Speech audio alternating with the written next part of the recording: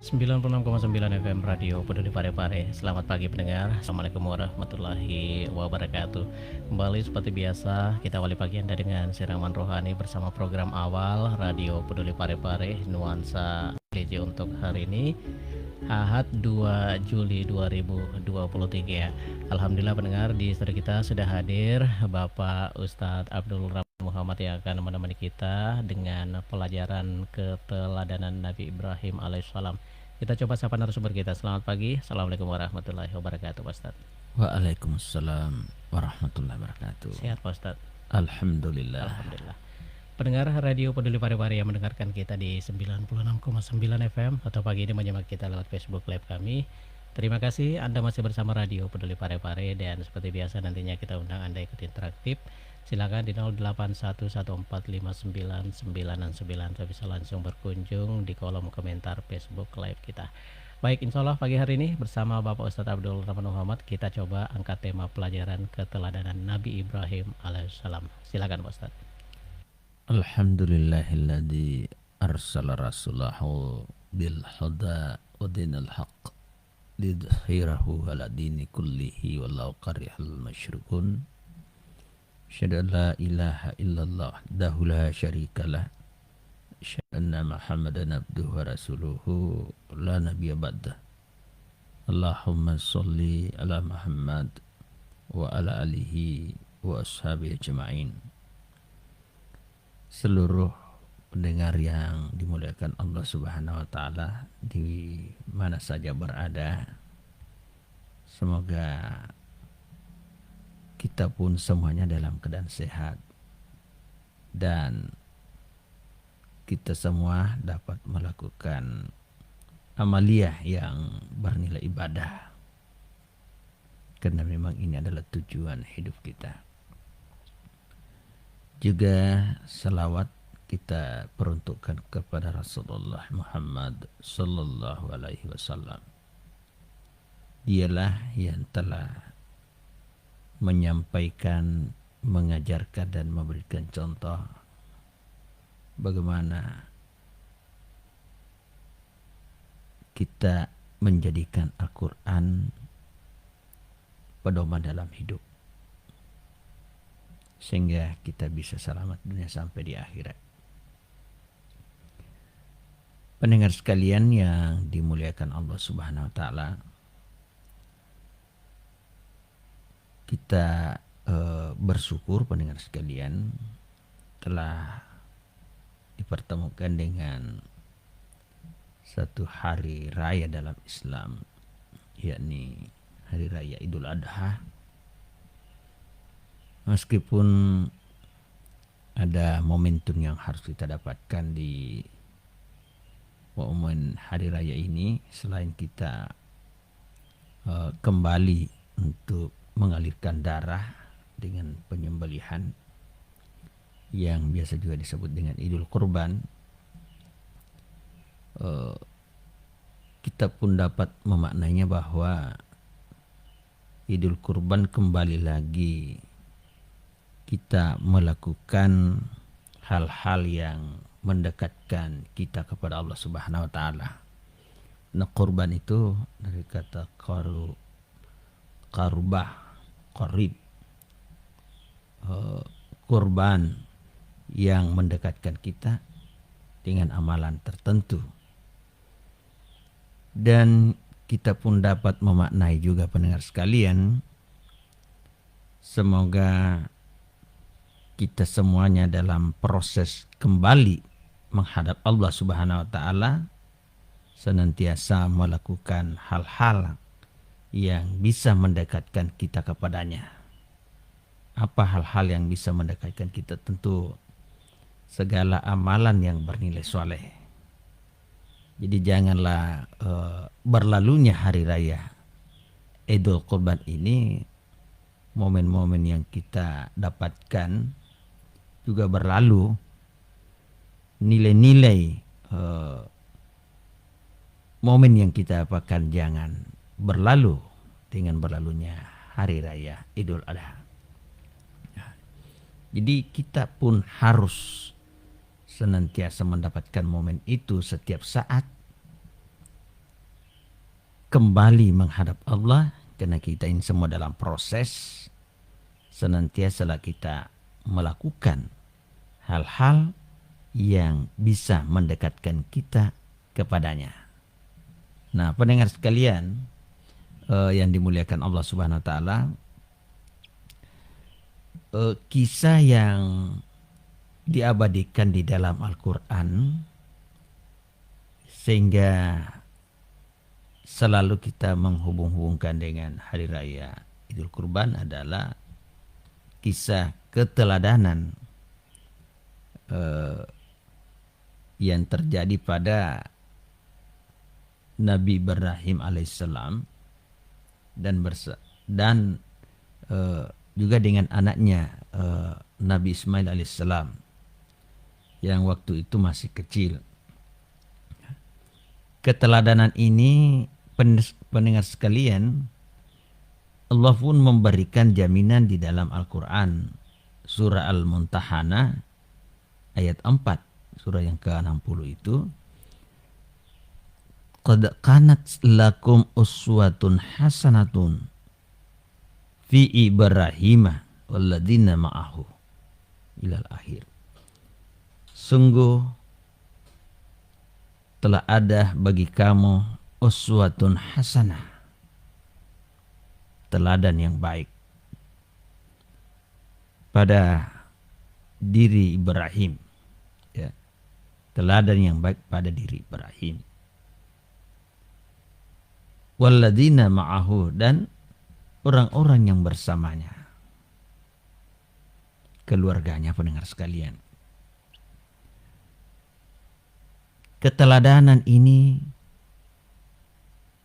pendengar sekalian, pun harus kita dapatkan dengan kisah-kisah yang didapatkan juga di dalam Al-Quran.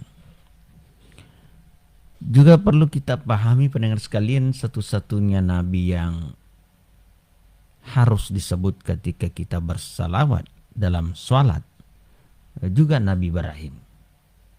Ketika kita membaca Allahumma sholli ala Ibrahim, ya, kita juga menyebut-nyebut itu, Allahumma sholli ala Muhammad wa ala ali Ibrahim, ya.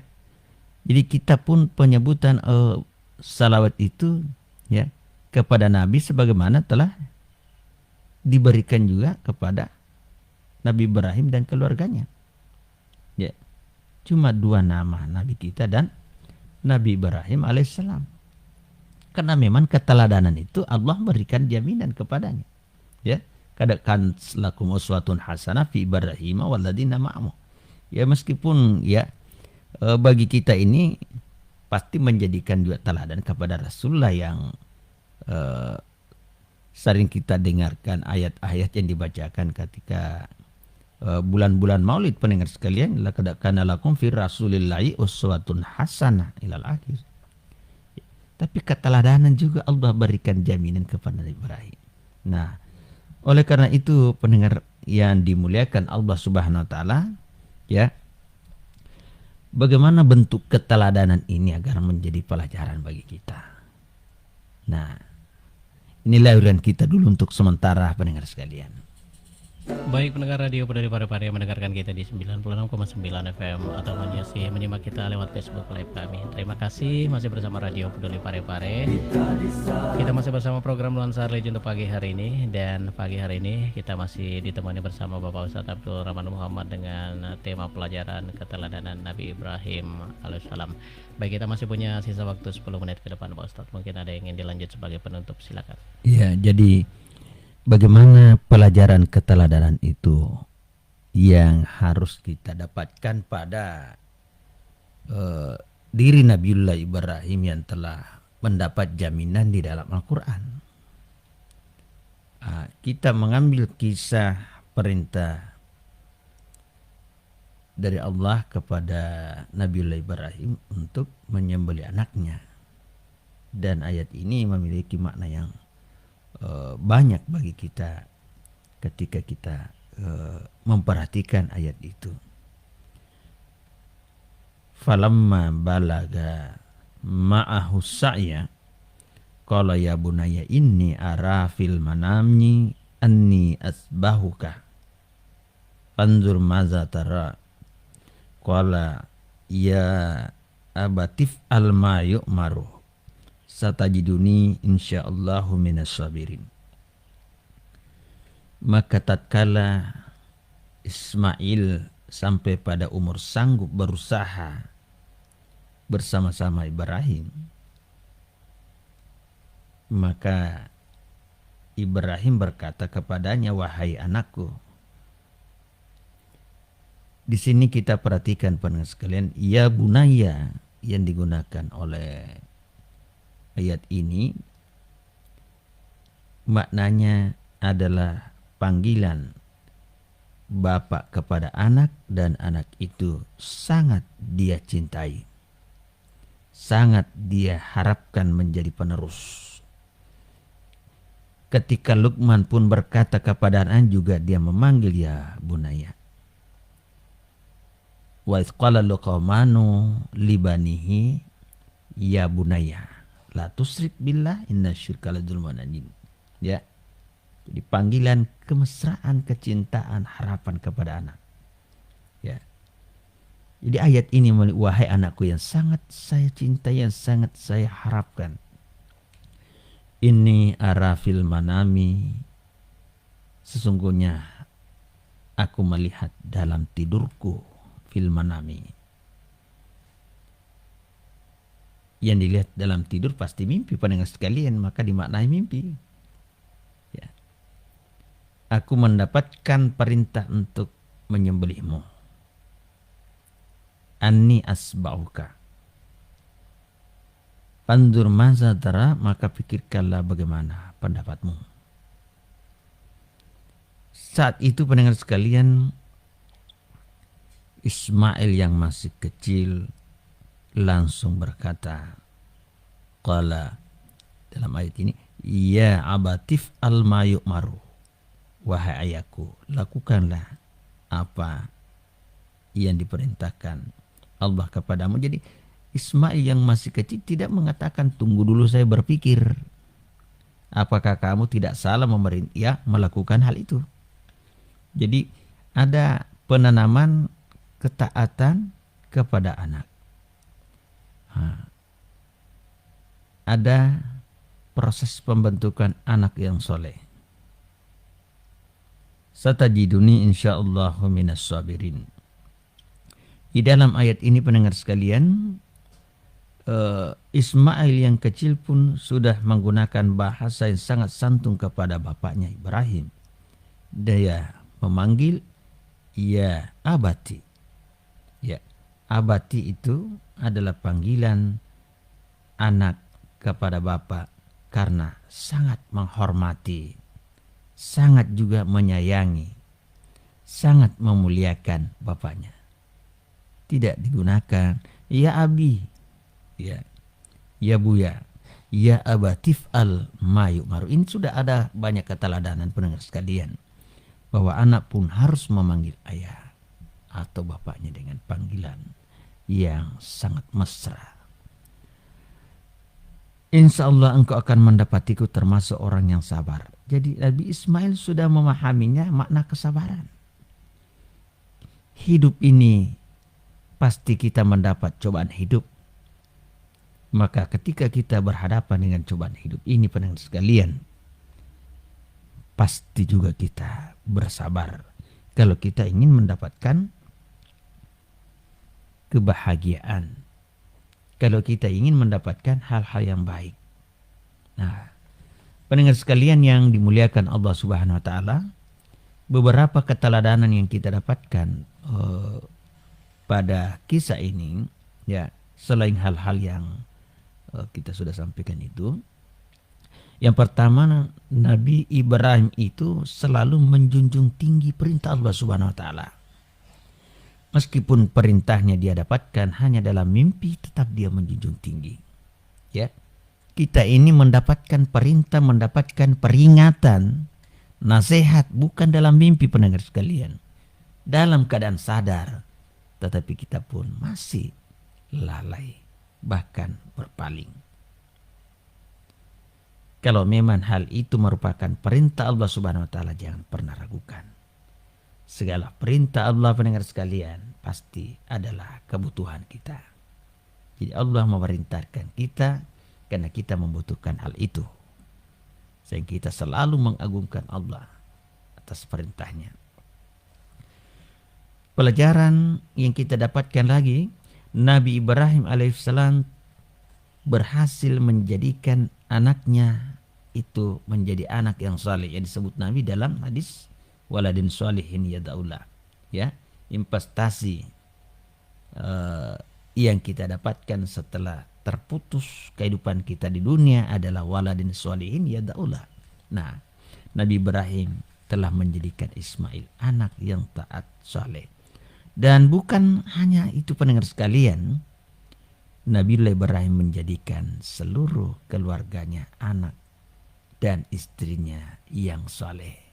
Inilah pelajaran yang sangat utama, ya. Jangan kita hanya terfokus menciptakan keteladanan pribadi. Banyak orang, pendengar sekalian, hanya bapaknya yang taat, beribadah, tetapi anak dan istrinya pun malas. Ini keteladanan yang sangat utama. Pendengar yang dimuliakan Allah Subhanahu wa taala, juga kita dapatkan pelajaran di dalam kisah ini bahwa Nabi Ibrahim tetap tegar dan kokoh dalam menghadapi cobaan. Seringkali orang mendapat cobaan goyah dan imannya justru lemah. Padahal sesungguhnya cobaan itu adalah untuk semakin meningkatkan kualitas iman, pendengar sekalian. Oleh karena itu perlu kita menyadari bahwa siapapun orang yang beriman maka pasti mendapat cobaan. Ahasiban nasu ayyutraku ayyakulu amanna wa hum la yuftanun. Apakah mereka dibiarkan saja beriman, ya? Apakah manusia itu dibiarkan saja mengatakan saya ini beriman padahal belum mendapat cobaan. Jadi iman dan cobaan tidak akan terpisah, pendengar sekalian. Juga pendengar sekalian, ini yang terakhir, meskipun pada hari raya dan hari tasyrik kita diperintahkan menyembelih hewan khusus, tetapi kita harus dapatkan bahwa meskipun hewan yang disembelih mengalir darahnya, padahal intinya pun segala sifat-sifat hewani dalam diri kita itu yang harus selalu kita alirkan, keluarkan dari diri kita kalau kita ingin mendapatkan kemuliaan dari Allah Subhanahu wa taala. Nah, pendengar sekalian, inilah uraian kita pada kesempatan ini, semoga bermanfaat dan keteladanan Nabi Ibrahim dan Ismail tetap kita jadikan dalam hidup sepanjang masa. Hadanallahu wa iyyakum ajma'in. Assalamualaikum warahmatullahi wabarakatuh. Waalaikumsalam. Baik pendengar radio Peduli Parepare, demikian tausiah singkat kita bersama Bapak Ustadz Abdul Rahman Muhammad dengan pelajaran keteladanan Nabi Ibrahim alaihissalam. Semoga apa yang disampaikan beliau tentu bisa kita petik untuk kehidupan kita sehari-hari. Dan pendengar, kembali kita ingatkan untuk Anda tetap mendengarkan program Nuansa Religi yang kita hadirkan setiap harinya. Kita mulai dari jam 5.30 sampai di jam 6 pagi tentu dengan tema-tema yang beragam yang kita hadirkan setiap harinya. Terima kasih. Wabillahi taufiq wal hidayah. Wassalamualaikum warahmatullahi wabarakatuh.